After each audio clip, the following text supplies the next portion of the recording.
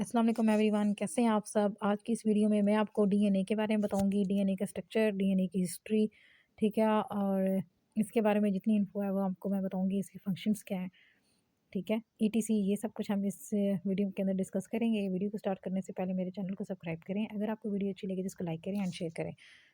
तो सबसे पहले हम ये देखते हैं कि डीएनए क्या होता है, ठीक है। डीएनए जो है ना, ये क्या है, ये डीऑक्सी राइबोन्यूक्लिक एसिड है, ठीक है। ये डीऑक्सी या राइबोन्यूक्लिक एसिड, न्यूक्लिक एंड ये एसिड, ठीक है, ये डीऑक्सी राइबोन्यूक्लिक एसिड है।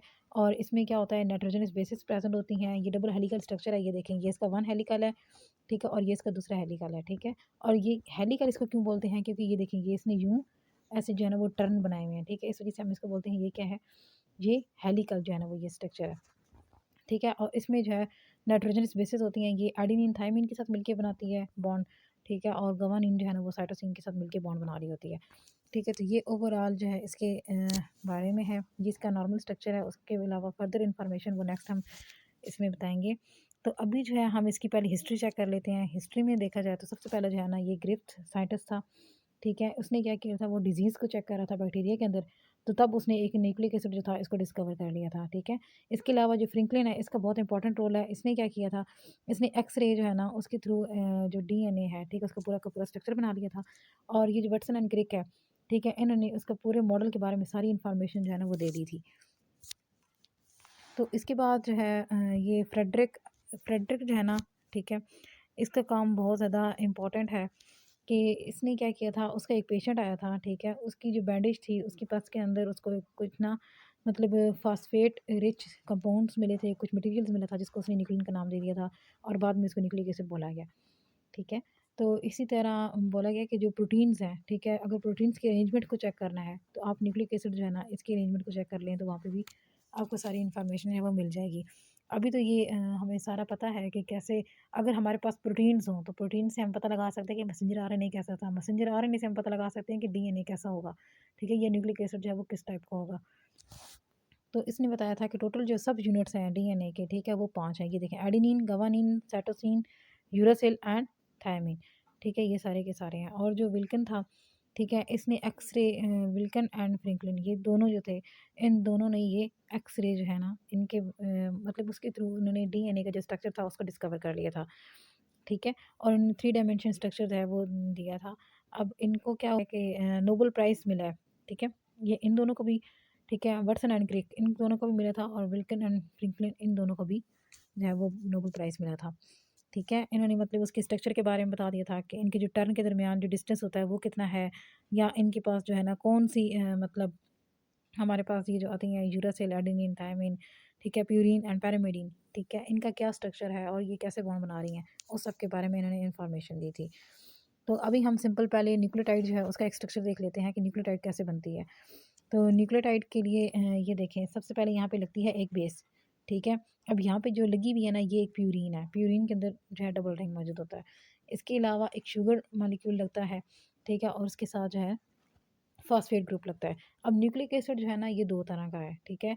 एक है डीएनए और दूसरा हमारे पास आ जाता है आरएनए। तो अभी जो हम फिर जिस चीज़ को डिस्कस कर रहे हैं, ठीक है, वो हम डीएनए जो है उसको डिस्कस कर रहे हैं, ठीक है। तो इस वजह से यहाँ पे कौन सी शुगर है, डीऑक्सी राइबोन्यूक्लिक एसिड है, ठीक है, ये वाली शुगर इसलिए यहाँ पे यूज़ हो रही है। तो ये क्या है, जब ये तीनों चीज़ें मिल जाएंगी आपस में तो ये हमारे पास क्या बनेगा, एक न्यूक्लियोटाइड जो है वो बन जाएगा। ये देखें, ये आपको इधर भी ये न्यूक्लियोटाइड जो है वो नज़र आ रहा है, ठीक है, और ये देखें इधर भी। तो अब जो उसके बाद हम क्या देखेंगे, डीएनए का स्ट्रक्चर जो है वो ओवरऑल कैसे है। अब क्या होता है कि डीएनए का जो स्ट्रक्चर है ना, ठीक है, वो बेसिकली उसकी न्यूक्लियोटाइड का स्ट्रक्चर ही देख के हमें पता लगता है कि इसमें फॉस्फेट है पहले नंबर पे, दूसरे पे ये शुगर आ जाती है, तीसरे पे नाइट्रोजनस बेसेस आ जाती हैं। अब जो है इसके अंदर हम ये इसकी बेसिक 3 स्ट्रक्चर्स, ठीक है।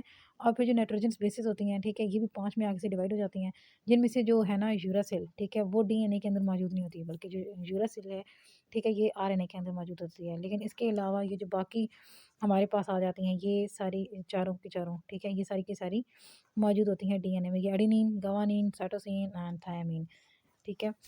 तो अब जो हम देखेंगे कि प्यूरिन्स एंड पैरामिडीन्स इनमें क्या डिफरेंस आ जाता है, ठीक है। तो ये देखिए, जो प्यूरिन्स है ना ये डबल स्ट्रक्चर है ना, ठीक है, एक ये हो गई और एक ये हो गई, ठीक है। ये क्या है, ये प्यूरिन्स हैं क्योंकि इनमें डबल रिंग मौजूद है। और जो है पैरामिडिन उनमें सिंगल रिंग मौजूद होती है, ठीक है? और ये सारी मिलती हैं, ये देखें ये न्यूक्लियोटाइड का जो स्ट्रक्चर बनता है, और ये न्यूक्लियोटाइड्स जो हैं ये फिर यूँ अरेंज होते हैं, ये देखें ये अरेंज है में है, और इससे क्या बन जाता है, ओवरऑल डीएनए जो है वो बनता है। अब डीएनए जो है उसकी कुछ स्ट्रक्चर्स हैं, उसकी कुछ फॉर्म्स हैं, ठीक है? एक ए फॉर्म है, एक बी फॉर्म है और एक जी फॉर्म है। तो ये आपको इनके स्ट्रक्चर्स जो है ना, इनमें डिफरेंस लग रहा होगा, ये देखें ये मुख्तलिफ टाइप्स में इनको दिखाया गया। ये इनका क्रॉस सेक्शन जो है ना वो है, और ये देख लें आप।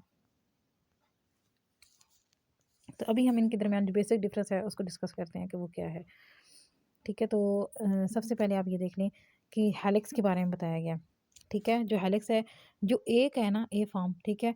उसका भी राइट हैंडेड है, ठीक है? बी का भी राइट हैंडेड पे टर्न हुआ हुआ है, ठीक है? जो हेलिक्स है। और लेकिन जो जी है ना इसका लेफ्ट हैंड पे है, ठीक है? वो नहीं उल्टे हाथ पे वो जो है वो हेलिक्स बना होता है इसका। बेस पेयर की बात की जाए एक टर्न के अंदर, तो ए फॉर्म में 11 होते हैं, बी जो है उसमें 10.5 है, और जो जी है उसके अंदर 12 तक हो सकते हैं। फिर हेलिकल का डायमीटर अगर देख लें नैनोमीटर के अंदर, तो 2.6 आ जाता है ए में, और जो है ना 2.0 आ जाता है बी में, और इसी तरह जब जी का देखा जाए तो वो सबसे कम है, यानी 1.8 तक आ जाता है।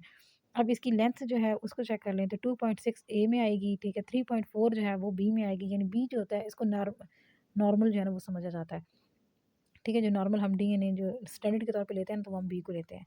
और जी की फॉर्म की जाए तो 3.7 जो है ना ये यहाँ पे आ जाता है। शेप देखी जाए तो इसकी ब्रॉड है, दरमियान वाला जो है ना बी इसकी इंटरमीडिएट है, और उसके बाद जी जो है उसकी नैरो वेस्ट होती है, ठीक है? और उनकी ग्रूव्स को देखा जाए तो अब इसकी ग्रूव्स जो होती हैं ये देखें वाइड होती हैं, डीप होती हैं, लेकिन इसमें नैरो डीप होती हैं, और इसमें जो है बिल्कुल फ्लैट होती हैं। और इसी तरह इनकी माइनर ग्रूव देखी जाए तो यहाँ पे नैरो शैलो होती हैं, ठीक है?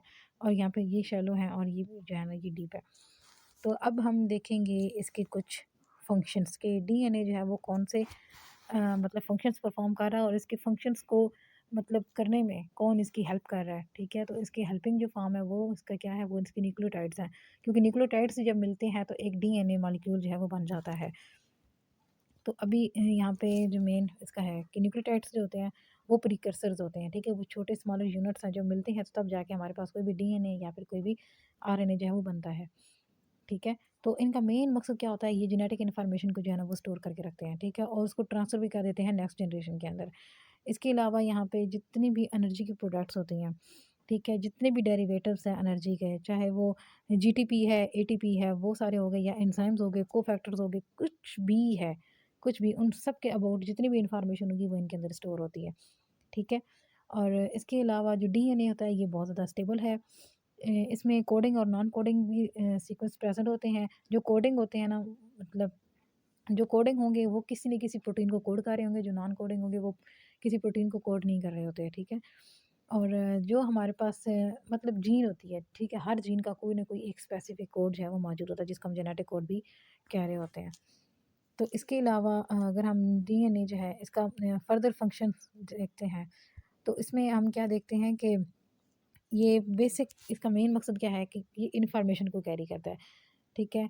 और वो कौन-सी इन्फॉर्मेशन है, वो जेनेटिक इन्फॉर्मेशन होती है। और इसकी एक्टिविटीज़ जो है ना, अगर आप चेक करना चाहते हैं, इसका मेन मकसद क्या है? इसका मेन मकसद होता है प्रोटीन्स को बनाना। इसकी मेन एक्टिविटी को चेक करते हैं जब हम डीएनए को, तो उसकी डीएनए की एक्टिविटी को चेक करने के लिए हम प्रोटीन को चेक करते हैं कि प्रोटीन कितनी वर्किंग है। क्योंकि हम वो सारा प्रोसेस जानते हैं कि जिसमें सबसे पहले क्या होती है, ट्रांसक्रिप्शन होती है, ठीक है? मैसेंजर आरएनए बनता है, वो डीएनए से बन रहा होता है ना। तो उसके बाद जाके फिर वो राइबोसोम पे लगता है, तो फिर वापस उसकी ट्रांसलेशन होती है, फिर जो प्रोटीन बनती है अमीनो एसिड के मिलने से, तो प्रोटीन का फंक्शन देख के हमें पता लग जाता है कि इसका डीएनए जो है वो किस टाइप का है, किस बेसिस का है, ठीक है? तो इसके अलावा जो इसके फंक्शंस में देखा जाए तो ये क्या है, प्रोटीन्स का मेन है कि ये प्रोटीन को कोड कर रहा होता है, चाहे वो स्ट्रक्चरल प्रोटीन है, एंजाइमेटिक है, या फिर वो हार्मोन है, या फिर वो कोई भी किसी किस्म का सीक्वेंस है, ठीक है? नाइट्रोजन बेसिस का जो है ना वो सीक्वेंस उसको भी उसके बारे में इंफॉर्मेशन जो है वो दे रहा होता है। इसके अलावा जितनी भी ट्रेड्स फिजिकल ट्रेड हैं, मेटाबॉलिक हैं, रेगुलेटरी हैं, या जिस तरह की भी ट्रेड्स हैं उन सब के बारे में जो है ना ये डीएनए इंफॉर्मेशन जो है वो प्रोवाइड कर रहा होता है।